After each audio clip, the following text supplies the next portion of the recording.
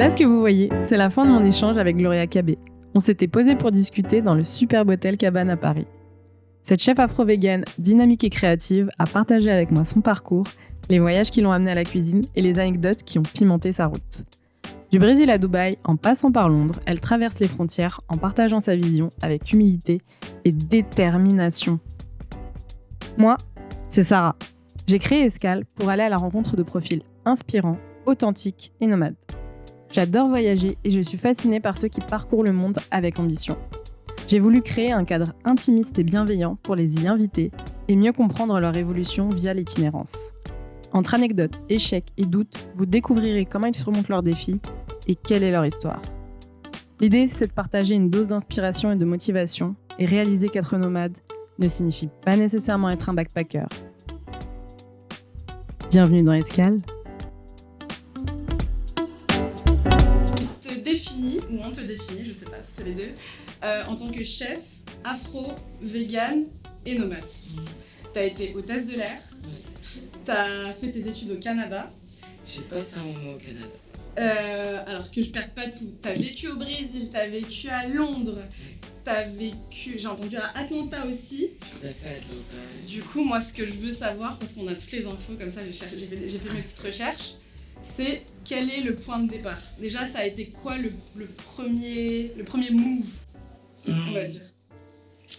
Je pense que le premier move, il vient pas de moi. Ok. Le premier move, il vient de mes parents, je pense.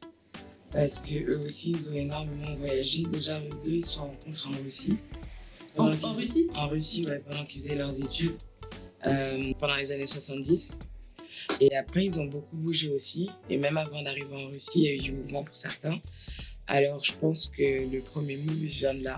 Parce que je ne suis pas la seule de ma famille à avoir bougé ou à avoir vécu à l'étranger. En fait, tout le monde. Ma petite sœur autant que mes frères. Et je crois que c'est tout simplement quelque chose qui nous a été passé par les parents. Je ne sais pas si le but du voyage ou l'itinérance se passe dans les gènes. Mais je crois qu'en tout cas, ça a fonctionné chez nous. Le point de départ, ça a été de voir que c'était possible, parce que mes parents l'ont vécu. Et après, ça a juste été la curiosité de vouloir savoir qu'est-ce qui se passe ailleurs. Ok. En fait, j'ai interrogé d'autres personnes pour ce podcast. Et c'est vrai qu'il y a un point qui revient souvent, c'est que en fait, ce goût du voyage, il naît hyper tôt, en général. Ouais. Et il est soit transmis par les parents, soit vécu en tant qu'enfant pour X ou Y raison. Mais c'est vrai que j'ai remarqué que ça naissait hyper tôt, cette obsession. Ça a été quoi le premier move vraiment que tu as vécu à l'étranger ? C'était le Canada ? Le Canada, oui. Ok. Le Canada, j'avais 19 ans. J'avais fini mes études d'assistante de direction trilingue. Et je faisais de la danse, beaucoup de danse, beaucoup d'époque. Et il y a plusieurs choses qui m'ont amené au Canada. Il y a le fait qu'il y avait le PVT, donc le permis vacances-travail, qui était encore récent à l'époque, qui permettait de rester là-bas sur un an et d'avoir un visa de travail, etc. Ensuite, il y a le fait que mon compagnon de l'époque aussi, il était parti là-bas, il avait fait ce PVT. On est parti à Montréal parce que la scène de la danse aussi, là-bas, elle était big et c'était juste à côté de New York, alors on pouvait y aller. Et bon, ça faisait du sens en fait d'être là-bas et du coup, ce que j'ai fait, je suis partie. Du coup, quand t'es partie au Canada, c'était pour la danse ? Ouais. Ok. Ouais, surtout pour la danse, parce que j'ai beaucoup dansé là-bas. Parce que j'ai fait majoritairement plus que travailler. Ok. Et c'était cool du Canada, j'ai été à Cuba, j'étais à New York. Cool. T'es passé de la danse à hôtesse, où il y a eu une transition ? Quand je suis revenue du Canada, du coup j'avais fait mes études d'assistante de direction trilingue, mais ça me plaisait pas trop en fait. Alors je me suis demandé qu'est-ce que j'aimerais bien faire et vu que j'aime bien voyager, je me suis dit je vais faire hôtesse de l'air. Ok. Et pareil pour chef ? Pareil. Même procédé. Je me suis dit bon c'est plus aussi fun qu'avant donc qu'est-ce que j'aime bien faire, manger, cuisiner, donc devenir chef. Mais il y a eu un déclic à chaque fois ou c'était vraiment très fluide ? Je pense que non, ça a toujours été accompagné, mais et puis c'est fluide, mais ça passe quand même par des crises. Mais c'était aussi évident que ça, par contre. Ok. Ouais, c'était plutôt que c'était évident. J'ai l'impression que c'est très facile pour toi, tu te dis j'ai envie de faire ça et je le fais. Enfin... En fait, ça paraît facile, mais en vrai, c'est plus que...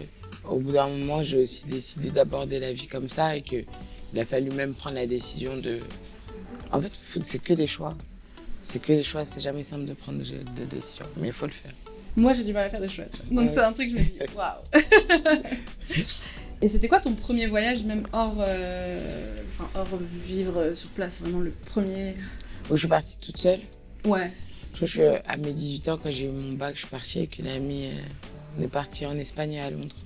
Après, c'était pas super compliqué. Je travaillais déjà depuis un moment, depuis mes 14 ans, donc j'avais déjà une petite gestion de mes affaires, de ce que j'avais à faire ou quoi que ce soit. Donc on s'était calé des petites vacances pendant l'été. Et puis après, j'ai repris le travail et puis l'école. Ok, tu faisais quoi comme travail à l'époque? J'étais vendeuse chez Courir. Ok. Ah, le genre de job qu'on a tous fait. Ouais. Si c'est pas courir, c'est autre chose. J'imagine que comme tous les gens qui aiment voyager, une des notions hyper importantes pour toi, c'est la liberté.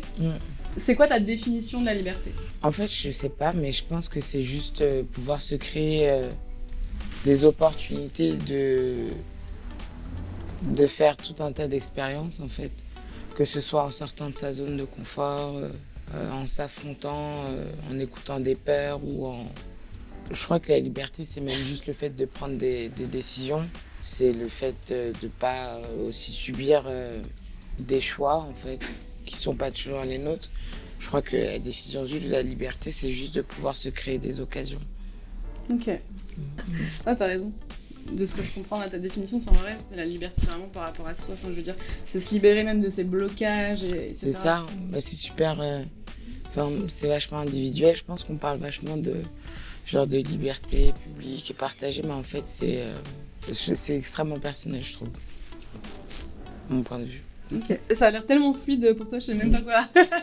Comment dire. Ok. Tu travailles dans tous les coins. Enfin, j'ai vu que tu donnais un cours à Aéroville. Ouais. T'étais à We Love Green. J'ai vu que t'avais fait le festival de Cannes avec Nespresso. Ouais. Taste of Paris. Ouais. Comment t'arrives à avoir une stabilité et des repères en étant un jour là-bas, un jour ici? Honnêtement, en fait, c'est bien parce que la stabilité, elle ne s'est pas créée dans l'ancrage définitif dans un endroit, dans une présence. La stabilité, c'est créer d'en créer un mouvement qui est constant, c'est plutôt ça. La stabilité, c'est créer en définissant exactement ce que je voulais faire, comme je voulais le faire. Et la stabilité, c'est créer aussi en s'entourant et en constituant des équipes qui, elles, par contre, sont plus fixes et qui accompagnent tous les projets, tous les événements, toutes les idées folles aussi. Je crois que c'est plutôt ça, la stabilité pour moi. Ça, c'est ma stabilité, ça, en fait. De pouvoir d'être aussi flexible. Mais on va dire que c'est plus l'environnement qui crée cette ligne, voilà. C'est ton crew, en fait, qui te stabilise. Je pense beaucoup plus, ouais. Même qui structure, parce que c'est ça. Si c'était que moi, je peux continuer à vivre à 100 à l'heure, comme ça, partout. Ah ouais? Mais oui, bah ouais, carrément. C'est bien, en fait, d'être accompagné parce que, bah voilà, ça structure mon environnement quand même vachement. Il t'accompagne dans le choix de tes projets ou c'est vraiment 100% toi? Ça dépend, ça peut être de l'accompagnement dans le choix des projets, ça peut être de l'accompagnement dans la création des projets, dans la réalisation, dans la production, de l'assistanat sur des projets, ça c'est cool. Je suis contente de pouvoir amener des chefs avec qui je travaille ou des personnes de mon équipe sur des projets qui me tiennent à cœur et ça c'est cool de pouvoir partager ça. Quand j'ai commencé, j'ai vécu des moments comme ça ou alors je m'étais dit que j'aimerais vivre des moments comme ça et d'être à la place où je peux donner des opportunités. Là c'est le cas donc... Et en plus, c'est toujours via le voyage, donc c'est vraiment cool. Vraiment cool. Ok. Toi-même, maintenant, tu places des gens? Ouais. Ok. On en est arrivé à avoir une demande assez importante pour qu'on puisse créer des équipes, augmenter des équipes, pouvoir se disperser sur plusieurs projets à la fois, afin de pouvoir répondre à un peu tout le monde. Et du coup, comment tu organises une journée, par exemple Taste of Paris, t'arrives, je sais pas si t'as des commis, des équipes, etc. Comment t'arrives à t'imposer? J'ai lu quelque part qu'il y avait des endroits où c'était dur, t'avais plus d'expérience que certaines personnes, mais comme ces gens-là, souvent des mecs en plus, avaient fait des écoles d'hôtellerie, etc., en tout cas de prime abord, ils te respectaient pas forcément. Comment t'arrives à... Il y a toujours du gérer ça? challenge un peu dans ces situations. Puis en plus, moi, je trouve que j'ai un positionnement un peu particulier parce que je viens de cette école de la reconversion autodidacte et que on n'a pas les parcours traditionnels de beaucoup de cuisiniers français. Donc on ne représente pas ce qu'ils représentent. Je sais, parfois ça peut déranger. Ça m'apprend beaucoup aussi sur moi. Ça m'apprend aussi beaucoup sur moi parce que, honnêtement, à travers toutes ces épreuves, je continue de m'impressionner parce qu'on n'a jamais flanchi devant des situations comme ça. J'ai toujours porté mon équipe, j'ai toujours eu le soutien de mon équipe, j'ai toujours gardé la tête haute et puis ça n'a jamais été des situations où on se retrouve avec des conséquences graves. Je crois qu'on apprend tous des leçons là, dans des situations comme ça. Donc, on va dire que c'est pas les choses que je retiens, mais j'oublie. Ok. Les choses négatives, tu veux dire? C'est pas ce que tu retiens? En fait, j'ai même pas envie de les appeler les choses négatives, mais c'est ces petits épisodes où, oui, il y en a un qui va avoir un coup d'ego, ou un coup de fierté, ou un coup de qu'est-ce qu'elle fait là, celle-là. Franchement, accroche-toi. Parce que tu vas voir partout. T'es pas prêt. C'est ça. Tu prends un peu à l'astro? Ouais, un peu. Ouais. J'ai vu que t'étais vierge. Ouais. Et je ressens genre... je sens que t'es ancrée. Enfin déjà là, genre... Enfin, bouge.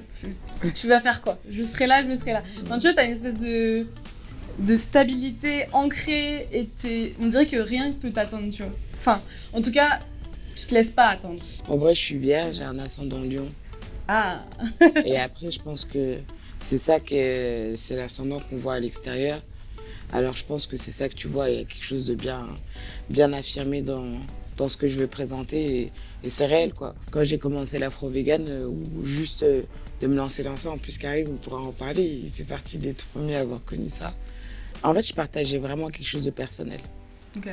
À l'époque Instagram c'était comme une sorte de diary, tu vois, et on avait partagé des choses. Et moi je me suis dit je vais partager ce passage dont je me lance de la cuisine.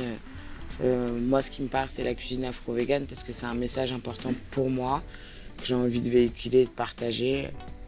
Voilà ce que je propose si ça vous intéresse. Et puis, au début, il y avait 20 likes, ou moins, ou plus, ou j'en sais rien, mais c'est pas grave parce que c'était 20 personnes qui étaient quand même intéressées par quelque chose que je faisais. Tu vois. Ouais. Donc, à 5, 6, 7 ans plus tard, bien sûr que le message, il est affirmé parce qu'on est content en fait d'avoir fait aussi ce trajet, d'avoir eu cette journée un peu, pouvoir proposer plein de choses maintenant à travers ça. C'est toujours le même message, c'est toujours le même concept qu'on représente, toujours la même chose, mais en plus on peut vraiment se développer autrement, répondre à plusieurs services, à plusieurs concepts et toucher en fait beaucoup plus d'état d'esprit. Donc ouais, je suis contente quand il s'agit d'en parler, certainement que je suis affirmée, mais juste parce que j'en sais rien, moi c'est comme si je te parlais d'une de mes passions, mon film préféré ou quoi que ce soit, c'est cool d'en parler. Non, mais c'est hyper bien, c'est hyper bien, mais c'est vrai qu'on ressent vraiment que tu flanches pas, quoi. Enfin, en tout cas, de l'extérieur, j'imagine que bien sûr, t'as tes moments de doute, etc. Moi, comme tout le monde. Mes journées, tu m'as demandé la stabilité, il n'y a pas. Mes journées, c'est des crises. C'est des crises perpétuelles, mais c'est génial poker parce que face. pas poker face, parce que on reste quand même très authentique, mais c'est extrêmement vivant. Ok. C'est extrêmement vivant. Moi, la première fois que je t'ai vue, tu dois pas t'en souvenir parce que toi t'étais dans le rush, c'était à la Maison Nomade. T'étais là genre juste une nuit, quand je suis arrivée il y avait même plus, je voulais goûter, il y avait même plus. C'est Keta qui m'avait parlé de toi. Tu Trop vois. bien, bien sûr, ouais. Et du coup il m'avait dit ouais, je suis trop content, quand elle a commencé, elle était à Londres, je sais plus si c'était un pote, un cousin ou un truc comme ça qui t'avait fait commencer. T'as commencé du coup avec des célébrités. Ouais, c'était ça le point de départ? Alors ouais, en fait... Après avoir décidé de plus bosser comme hôtesse de l'air, j'ai vécu au Brésil pendant un moment. Au Brésil, c'est là où un peu s'est défini ce que je voulais faire. Déjà bosser dans la cuisine. Moi, je suis tombée amoureuse de la cuisine afro-brésilienne. Et je me suis dit, ouais, il y a un truc à faire dedans. Là-bas, j'ai arrêté de manger de la viande parce que mon meilleur ami, il n'en mangeait plus à l'époque. Et puis, je me suis dit, pourquoi pas. J'étais très bien avec ce que j'étais en train de découvrir là-bas. Après le Brésil, je suis revenue en France. Je me suis dit, à défaut de savoir ce que je vais exactement faire dans la cuisine, je vais au moins faire un statut d'auto-entrepreneur. Ce que j'ai fait, je suis même pas restée à Paris, je suis partie en Auvergne. C'était cool d'être à la campagne. Partir du Brésil où j'étais dans un truc très naturel et puis revenir en France dans un cadre qui était plutôt cool aussi. Donc j'étais bien. Après, je suis revenue à Paris et puis je suis partie à Atlanta. Ce que je connaissais d'Atlanta, c'est que c'était un gros berceau de la culture noire américaine, à plein de niveaux, musicalement parlant, même en impact culturel. Genre, j'étais trop contente parce que du coup, Atlanta aussi, il y a beaucoup d'artistes qui viennent de là-bas et il s'avère qu'il y avait tout un tas de concerts à l'époque. Donc j'étais trop contente de partir à ce moment-là. Et puis en plus, ce que j'ai découvert en allant là-bas, c'était que c'était aussi l'une des villes où il y avait l'une des plus grosses communautés afro-américaines, mais avec une belle et bonne situation. Okay. Et c'était agréable d'avoir cette image-là aussi. Donc j'ai découvert genre un Black Atlanta genre bien cool. Power. Hein. Ouais, vachement powerful du coup. Et c'est là où l'afro-véganisme aussi, il a pris... Enfin, je l'ai entendu vraiment fort pour la première fois, que c'était une évidence. Okay. Que c'était ça, en fait, c'était la continuité de la claque que j'avais prise avec la culture afro-brésilienne. Et puis là, l'afro-véganisme, j'ai compris en fait que c'était pas que le continent, en fait, qu'on était représenté plein de manières assez... Ouais, c'était la confirmation. Assez forte dans le monde entier. Et c'est là où j'ai pris la décision de... Ok, ce que je vais faire, c'est chef afro-vegan. Et là, je suis partie en Angleterre pour le faire. Il y avait une raison pour aller là-bas ? En Angleterre, parce que mon meilleur ami vivait là-bas. Okay. Il habitait dans le nord de Londres. Et que je me suis dit, il m'a dit, t'as du temps, il y a de l'espace ici qui t'attend. On devait être dans une grosse warehouse. Tout le monde était vegan dans la warehouse. Donc, il m'a dit, viens, t'as ta place et tout. Et du coup, j'ai passé un truc comme 6 à 8 mois à faire à manger tous les jours avec des gens, pour des gens à la maison. Et à tester plein de recettes véganes et tout. Et c'est comme ça que je me suis formée. Par la même occasion, j'ai décidé d'arrêter la danse, de me mettre à fond dans le yoga. Ce qui fait que j'étais vraiment dans une sorte de bulle cocon. Je faisais des jobs alimentaires dans des bars, je m'occupais d'enfants, donc ça restait super organique par rapport à ce que je faisais. Avec mon meilleur ami, on a décidé de monter notre petit business qui s'appelait Hello Bonsoir et de proposer des soirées dans l'Est de Londres avec des performances artistiques et puis la cuisine afro-végane. Trop cool. Et vous faisiez ça tout le long de l'année ou il y avait des périodes ? On a organisé quelques soirées, puis après moi j'ai commencé à travailler pour des traiteurs. Et c'est comme ça que je me suis retrouvée à travailler pour des célébrités en Angleterre. Ok, d'accord. Tu as eu le coup de foudre pour le vegan, enfin l'afro-vegan au Brésil, la confirmation à Atlanta, mais est-ce qu'il y a un plat qui t'a genre, tu l'as goûté et tu t'es dit waouh, ah ouais, quand même. En fait, je pense que j'ai pas du genre un plat. Moi, c'est comme ton plat préféré, il y en a pas. Non, plus un qui t'a... Je ne saurais pas dire, c'est plus... je pense que je me rappellerai plus de saveurs, de moments qui m'ont fait comprendre que juste la puissance de la nourriture. Ce qui est venu avec ce message, c'est vraiment de pouvoir soigner avec la nourriture. Je me suis dit, je crois que le véhicule de chef, il va me permettre d'arriver à ça. Le réel métier que je voudrais pouvoir vivre, c'est pas faire, c'est vivre. Ce serait le métier de naturopathe et je me suis dit que pour ça, il fallait que je passe un bon moment en cuisine et à comprendre ma relation avec les aliments. Ce que je pouvais faire, j'allais être mon propre cobaye et ensuite pouvoir réaliser pour les gens. Pour l'instant, tout se passe comme prévu. Ok. Et comment tu conçois une recette ? Il y a plusieurs choses qui jouent, mais il y a vachement de souvenirs olfactifs. Ça va être des souvenirs d'un instant et c'est cool parce que le voyage, ça ramène plein de souvenirs. Et j'ai eu beaucoup de créations de recettes qui sont faites à travers de souvenirs de voyage. Même, je crois, principalement, ça s'est fait à travers des souvenirs de voyage. Donc c'est souvent, je me rappelle, j'ai goûté ça ou je me rappelle avoir vu ça. Je me rappelle même juste parfois avoir lu ça. Et je me dis, ok, comment est-ce que je pourrais le faire à la sauce végane ou afro-végane ? Et ensuite, je le réalise. Et c'était quoi la première recette que tu as créée pour un client spécifique ? Je crois que ça a été de créer le faux poulet. T'as fait quoi pendant le Covid ? J'ai lancé des cours de cuisine en ligne qui s'appellent Sip & Cooking, où on livrait tous les ingrédients aux clients et ils avaient une boisson offerte et on faisait les cours de cuisine en musique sur Zoom. Sur quel genre de musique ? On avait une playlist Afrobeat, c'était plutôt cool. Okay, et aussi, j'ai lancé Glory to Yotami, où je faisais des livraisons dans toute l'Île-de-France. Ok. Donc t'étais sur Paris à ce moment-là? J'étais sur Paris, ouais. Ok. Je revenais du Brésil et... Donc t'étais à Londres quand t'as commencé, t'es revenu à Paris, t'es reparti au Brésil, t'es revenu En à Paris? fait, depuis que j'ai vécu au Brésil, j'y retourne tous les ans. Ok. J'ai gardé une relation forte avec le Brésil et un peu travaillé là-bas aussi. Tu parles combien de langues? 4. Français, anglais, portugais du Ouais, Brésil? et espagnol. Et je parle russe, mais c'est catastrophique. C'est quoi ça? Tu l'as appris quand t'étais hôtesse ou... Non, parce que mes parents ont vécu en Russie, ma mère voulait que j'apprenne le russe. Ok. Donc j'ai appris le russe. Donc ta mère parle russe couramment? Mes parents parlent russe, ouais. C'est stylé. C'est pas mal. Et mes frères parlent japonais. Ah ouais? Et ma petite sœur a vécu en Chine. Ok. Donc elle parle chinois. Ouais. Non. Je crois qu'elle a parlé beaucoup d'anglais. C'est quoi ta dernière découverte voyage, que ce soit épices, plats, nature? J'ai passé un super moment au Sénégal dernièrement. J'ai une belle histoire avec le Sénégal aussi. Avant de m'installer au Brésil, j'étais partie au Sénégal pour donner des stages de danse. Et c'était top, je suis tombée amoureuse aussi du pays, de la culture. C'était cool d'être dans un pays d'Afrique qui n'a pas de conflit, où il y a une belle énergie là-bas, je trouve. Je suis retournée le dernier mois où j'ai été, c'est pour travailler. J'ai fait un partenariat avec Table Pana qui organise des événements autour de la gastronomie africaine. Et dans le cadre de cette collaboration, Table Pana m'a amené à venir rencontrer des producteurs locaux. Donc on a été visiter la ville de Toubab Diallo, où là j'ai pu aller visiter la ferme des 4 chemins, qui est un endroit superbe où j'ai pu voir leur travail, où ils sont totalement en autosuffisance. J'ai pu moi-même récolter des produits que j'ai pu utiliser pour les dîners privés. C'était vraiment cool en fait. C'est peut-être la partie préférée du travail, le moment où tu découvres encore des choses, où tu es émerveillé. C'est la partie qu'on ne fait pas toujours, c'est vraiment la création du produit.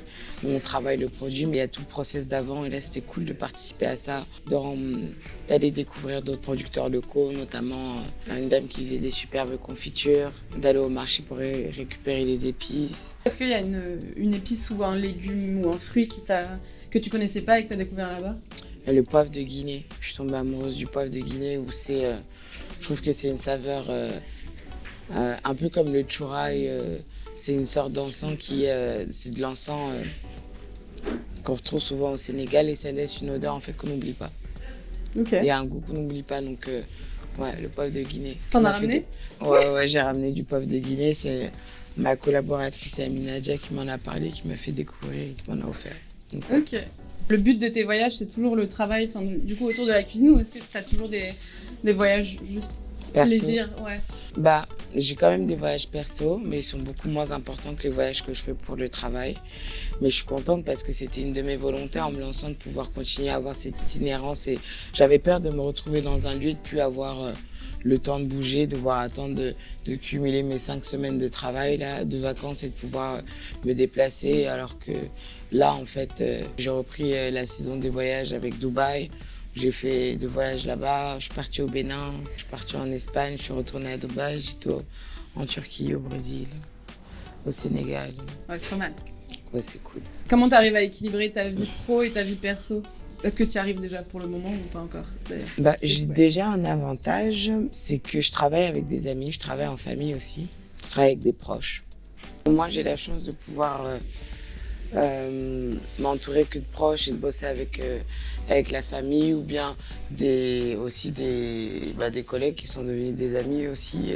Souvent des relations de longue date où je rencontre aussi des gens qui me suivent et qui ont envie de travailler avec moi et finalement ça se fait donc c'est cool, c'est un bon environnement. Ok, donc ça t'es en sécurité, ouais. T'es bien entouré, super. C'est quoi la destination qui t'a le plus marqué? Moi, je crois que ça va rester le Brésil. Hein. Le Brésil? Le Brésil, c'est sans fin. Et est-ce que tu as une anecdote de voyage, que ce soit une galère qui au final ça finit par être drôle ou un truc genre waouh? Il y en a tellement en plus, c'est le Brésil, c'est un pays vachement spirituel et tout, donc il y a plein de choses qui peuvent arriver, mais... Tu sais, des fois on a des stories qu'on raconte toujours un peu en boucle aux gens. Mais il y a une fois où je me suis retrouvée dans l'appartement d'une famille à parler avec le père et la mère pendant des heures sur un malentendu en fait. Comme c'était ma première année où je vivais au Brésil, je pense qu'il y avait, j'avais un accent forcément, mais il y avait aussi la prononciation des mots qui ne devait pas être super bien définie. Moi, j'étais dans le nord-est, donc à Bahia. Ils ont un peu, c'est comme un peu Paris et Marseille, ils ont leur manière de parler. Et en fait, j'étais à la recherche de weed. Ok. J'étais à la recherche de weed. Il y a un mot spécifique pour ça, c'est maconia. Et en fait, ce qui s'est passé, c'est que je vais dans une rue dans laquelle je sais où je peux en trouver normalement. Et en fait, il y a un gars dans la rue. Mais en fait, j'aurais dû faire attention à ce gars. Il y a un gars dans la rue, je lui demande, est-ce que tu sais où est-ce que je peux trouver maconia? Il me dit, oui, il n'y a pas de souci, je t'emmène si tu veux. Et je trouvais ça surprenant, mais bon, on y va. J'étais avec une amie belge que j'avais rencontrée pendant mon voyage. Et on y va. Et quand on le suit, déjà, c'est un peu drôle parce que c'était une rue, il y avait des travaux et il y avait plein de pavés. Il voit pas il faisait un peu nuit, mais il y avait de la lumière quand même. Il voit pas qu'il y a un chien et il marche sur un chien déjà. Et le chien hurle. Et enfin, c'est assez drôle. Avec ma copine, on commence à bien rigoler. Et on le suit, on rentre dans un immeuble qui est à l'abandon, qui fait peur. C'est digne des films. Mais moi, j'avais l'habitude d'y aller, ma c'est sa première fois. Toi, t'as pas eu peur, du coup? C'est pas que j'ai pas eu peur, je me suis dit, je reste sereine. Ok. Je me fais confiance, j'ai une bonne intuition en voyage. En plus, je suis une femme seule qui voyage, donc on fait attention à ces choses-là, mais je restais sereine. Et au final, il nous amène dans cet immeuble et on monte au dernier étage de cet immeuble. Et là, il toque à la porte.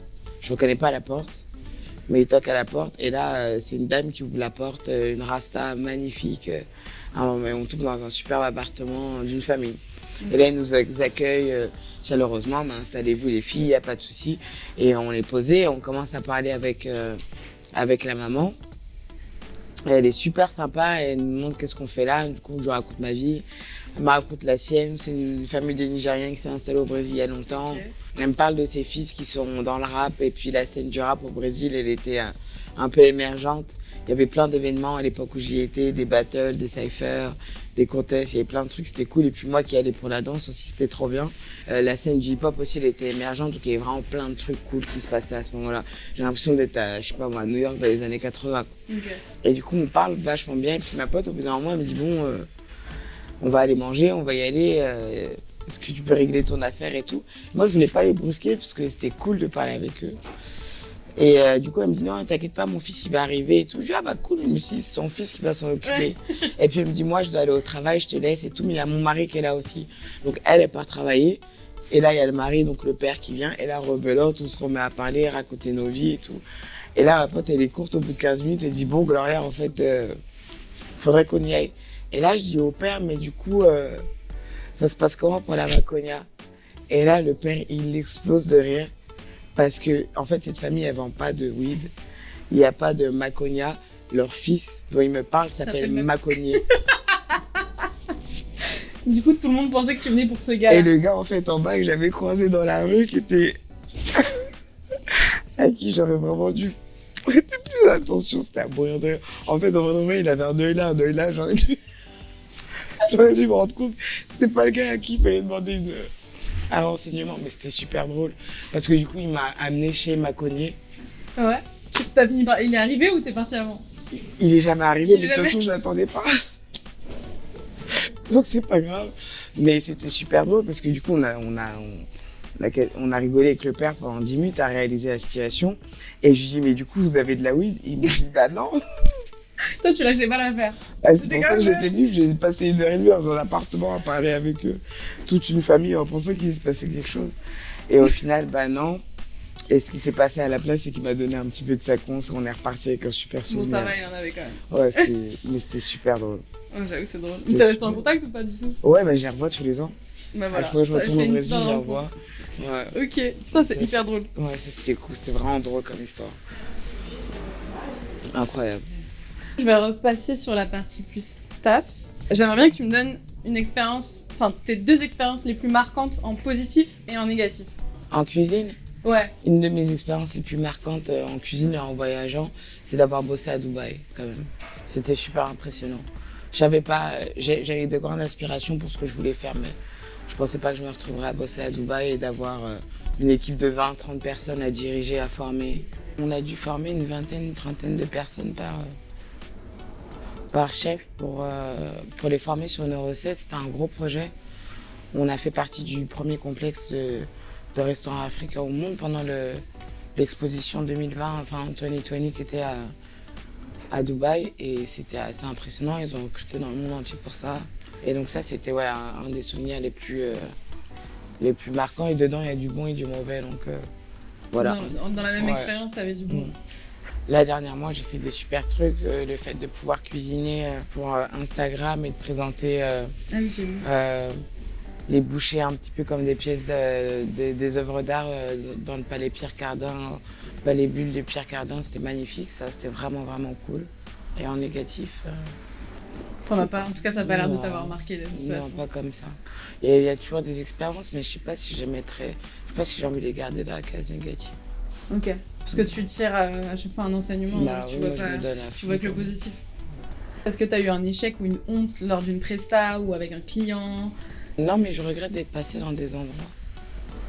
Comme je pense à l'abattoir végétal. Ah. Parce que je pensais pouvoir... ça m'a formée, hein, c'était très formateur, mais je pensais vivre un rêve et on les a un peu écrasés parce que des fois, tout n'est pas aussi beau que ce qu'on me présente. Alors, j'étais peut-être un peu déçue, mais je gardais quand même un passage formateur de ce moment-là. Donc, déçu parce que t'as pas pu faire ce que tu voulais ou c'était quoi juste la raison? peut-être parce que l'organisation n'était pas à la hauteur de ce qu'on me demandait. Plutôt. Ok. Ok. Et dans les petites infos crunchy, on va dire, est-ce que y a eu quelque chose qui s'est passé un peu drôle ou marquante ou honteuse? Ouais, il y a déjà eu du crunchy. L'été dernier, j'étais chef privé pour un séminaire pour Shai et son équipe pour la préparation de son album. Et en fait, au milieu de la prestation, la maison elle a pris feu. C'était où?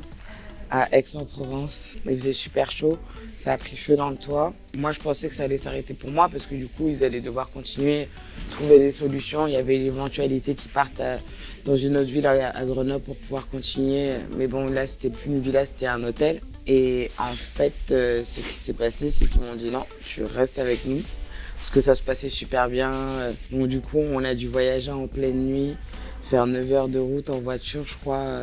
Trouver un moyen de pouvoir quand même cuisiner, leur livrer les repas en studio et tout. C'était vraiment une aventure, mais incroyable. Et ça, je crois que je l'oublierai jamais. Ok, ouais, c'est assez épique. Ouais, c'est vraiment épique. Tu fais des menus à chaque fois spécifiques à la personne ou... Oui, souvent.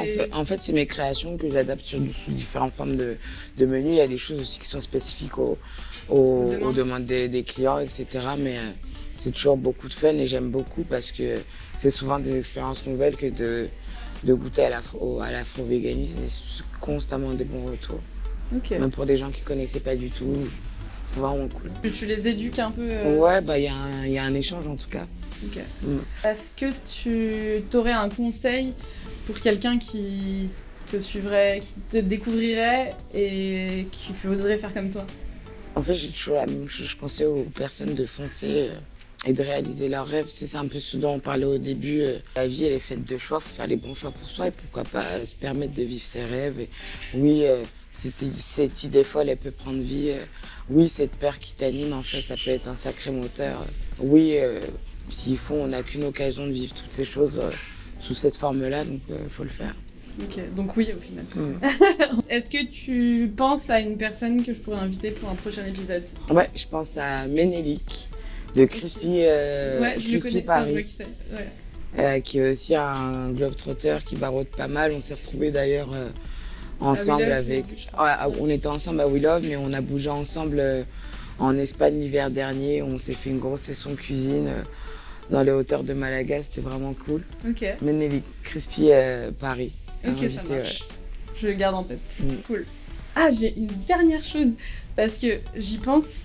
Est-ce que le côté afro, tu veux vraiment juste rester sur ça, ou est-ce que tu pourrais éventuellement transmettre ton savoir à d'autres types de cuisine? Je pense que non, enfin, je serais pas devenue chef si j'étais pas devenue chef afro-vegan, donc c'est ça que je fais. Ça que je propose et après je suis ouverte à bien entendu étendre le véganisme d'une quelconque manière Mais ce que je veux mettre en avant, c'est surtout la culture, l'héritage afro qu'on a à travers les différentes diasporas. Donc c'est ça le message. Je te posais cette question parce que je reviens du Maroc et j'ai trouvé ça hyper dur de réussir à pas manger de viande parce que des fois t'en as marre. Moi je suis pas végane du tout, tu vois, mais j'en mange de moins en moins. Je trouvais ça hyper dommage qu'il n'y ait pas d'offre en fait. Ah mais ça arrive. Je pense qu'il y a un truc à faire. J'ai bossé au Maroc aussi et il y a une petite communauté qui se forme, un petit mouvement qui se forme. Il y a des options. Ça va arriver, je pense. Ok, ça va être cool alors. Ouais. Bah, merci de m'avoir accordé du temps parce que je sais que c'est ric-rac, que tu cours un peu partout, donc j'étais vraiment très très contente. J'ai adoré l'échange, j'ai appris plein de choses. Je te souhaite que le meilleur. J'espère que tu vas convertir plein de gens au véganisme ou en moins végétarien. On dit pour les gens qui te connaissaient pas avant, comment on fait pour te suivre, pour suivre ce que tu fais principalement Instagram, c'est là où je balance toutes les informations sur mes prestations. Là, je suis encore pas mal en mouvement, c'est aussi un moyen de pouvoir suivre mes aventures. Je suis pas encore sur TikTok. Ok. Je sais pas si ça va arriver. Mais sinon, principalement Instagram. Ok. Instagram, Glory KB. Et est-ce que tu as des petits goals que tu veux atteindre au cas où on nous entend et que ça va? J'en ai plein. Sur ma liste, il y a tout un tas de choses. J'aimerais lancer une ligne de produits, publier des livres, avoir des établissements, me lancer dans la formation. Donc il y a plein de trucs, mais il y a plein de choses qui arrivent aussi, mais je ne peux pas tout dire maintenant. Ok, ça marche. Bah merci beaucoup. Mais de rien. C'était hyper cool. Ouais, c'est cool aussi. Merci. Ah ouais, c'est cool. Trop bien. Merci d'avoir regardé Escale, j'espère que cet épisode vous a plu. Si c'est le cas, faites-le savoir en laissant un like ou un commentaire, ça nous aide beaucoup à diffuser et à grandir. Pour nous soutenir, vous pouvez cliquer sur la cloche pour vous abonner. Escale est également actif sur Instagram et sur TikTok avec d'autres contenus. Et pour suivre Gloria KB et goûter sa cuisine, ça se passe également sur Instagram, tous les liens sont en description. À bientôt!